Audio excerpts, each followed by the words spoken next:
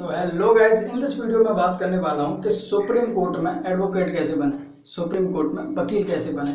इसके साथ ही साथ आपको बता दूंगा मैं कि लोअर कोर्ट में या हाई कोर्ट में और सुप्रीम कोर्ट में वकील कैसे बनते हैं, लेवल बाय लेवल, यानी कि स्टेप बाय स्टेप।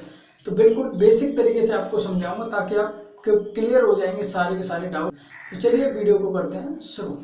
तो सबसे पहले आफ्टर 12th आप 5 साल वाली BLLB कंप्लीट करोगे या फिर ग्रेजुएशन के बाद 3 साल वाली LLB कंप्लीट करोगे तो आप बन जाओगे लॉयर। इतना प्रोसेस तो सभी को पता होगा, नहीं पता होगा तो जान लो, कोई दिक्कत नहीं है, लॉयर बन जाओगे। तो आप किसी भी कोर्ट में जाने के एलिजिबल हो जाते हो, लेकिन किसी का केस नहीं लड़ सकते, कोर्ट में किसी का पक्ष नहीं रख सकते, जज के सामने किसी के भी केस में बहस नहीं कर सकते। सिर्फ आप एलिजिबल हो जाते हो कि किसी को लीगल एडवाइस करने के लिए या फिर स्टेट बार काउंसिल में या फिर बार काउंसिल ऑफ इंडिया में रजिस्ट्रेशन कराने के बाद वहाँ पे एक एग्जाम होता है। उस एग्जाम को देने के बाद आपको एक रजिस्ट्रेशन नंबर मिलता है, जिसके थ्रू आप किसी का पक्ष रख सकते हो कोर्ट में, किसी का केस लड़ सकते हो, किसी के केस में आप बहस कर सकते हो। तो बन जाते हो आप एडवोकेट। लेकिन वो एडवोकेट बनते हो सिर्फ आप लोअर कोर्ट के, हाई कोर्ट या सुप्रीम कोर्ट के नहीं। तो हाई कोर्ट में कैसे बनेंगे भाई? तो आपने ये तो समझ लिया कि लोअर कोर्ट में कैसे बनते हैं वकील। लोअर कोर्ट में सिंपली आपको लॉ डिग्री लेने के बाद 3 साल वाली या 5 साल वाली, ये दोनों इक्वल होती हैं, कोई बड़ी छोटी नहीं होती। ये भी मेरे पे लास्ट वीडियो में कमेंट आया था कि इनमें से विच इज़ द बेस्ट। तो भाई बेस्ट कुछ नहीं है, दोनों इक्वल लेवल की हैं। आप कर लोगे तो आप बन जाओगे लॉयर। लॉयर के बाद स्टेट बार काउंसिल में या फिर BCI में आप जैसे ही एनरोल कराओगे, एग्जाम देके क्लियर कर दोगे तो आपको रजिस्ट्रेशन नंबर मिलेगा, जिससे आप लोअर कोर्ट में एडवोकेट बन जाओगे।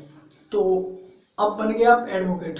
तो अब पहुंचोगे कैसे भाई? हाई कोर्ट में कैसे वकील बनोगे? ये भी क्वेश्चन बहुत होता है, तो ये आपको बता दूं। तो आपको जैसे लोअर कोर्ट में 5 साल तक का आपको एक्सपीरियंस चाहिए होता है। 5 साल तक आप लोअर कोर्ट में एक्सपीरियंस हो जाते हो, प्रैक्टिस कर लेते हो, तो आप पहुंच जाते हो सीधे हाई कोर्ट में एडवोकेट बनने के लिए आप हो जाते हो एलिजिबल। अब बहुत सारे भाई मेरे कहते हैं, या कमेंट लास्ट वीडियो पे आया था, नहीं भाई मेरे को तो डायरेक्ट ही जाना है, डायरेक्ट ही बनना है मेरे को, तो हाई कोर्ट का एडवोकेट, मेरे को नहीं लोअर कोर्ट में बैठना। तो कोई दिक्कत नहीं, मैं हूं ना यार। तो आप डायरेक्ट भी हाई कोर्ट में एडवोकेट बन सकते हो। जी हाँ, because I am lawyer as well. तो आपको जेन्युइन जानकारी ही दूंगा, तो समझ रहे हो।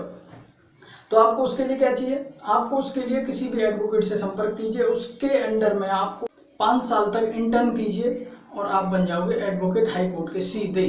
समझ रहे हो, आपको प्रैक्टिस की जरूरत नहीं है लोअर कोर्ट में।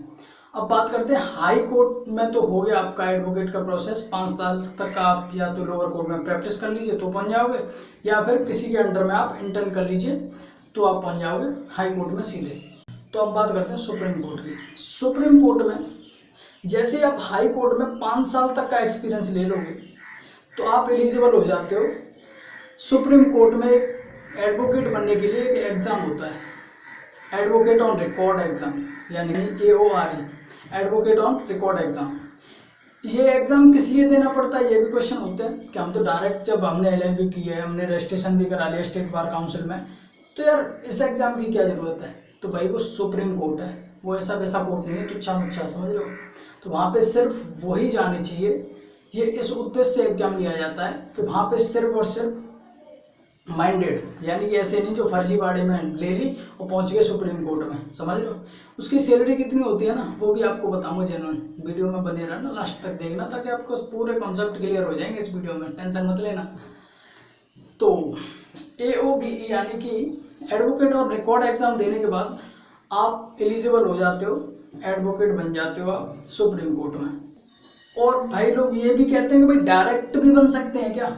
ये भी तो कंफ्यूजन चलता है कि डायरेक्ट हमको, जैसे कि LLB कर ली, हमको तो सुप्रीम कोर्ट में ही बैठना है, तो भाई दूसरा रास्ता भी बताओ।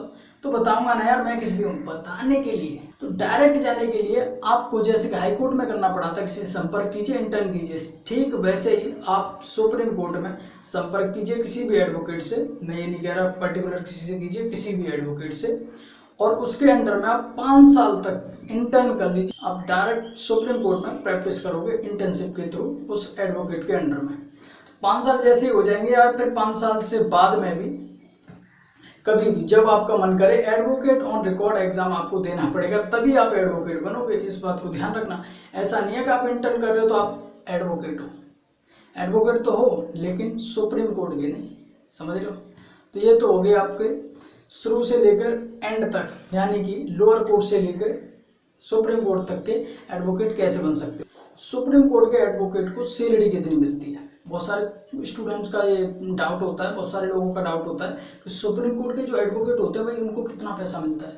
तो भाई देखो, पैसा कितना मिलता है ये तो अनलिमिटेड है, आप अंदाजा ही नहीं लगा सकते इतना मिलता है।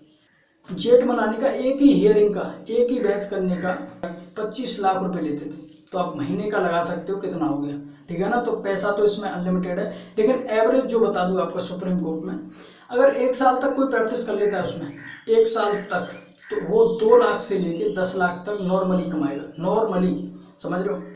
तो ये होती है उनकी कमाई। जैसा कि आपको पता है ये इतना रेस्पेक्टेबल पद है। अगर और कुछ आप करते हो जैसे BA, BSc, BTech वगैरह, तो उसमें आपके चांसेस होते हैं कि आप बेरोजगार रहो, लेकिन आप ये प्रोफेशनल डिग्री है, मैं पहले ही बता चुका हूँ आपको, अगर लॉ आप करते हो बेरोजगार नहीं रहोगे।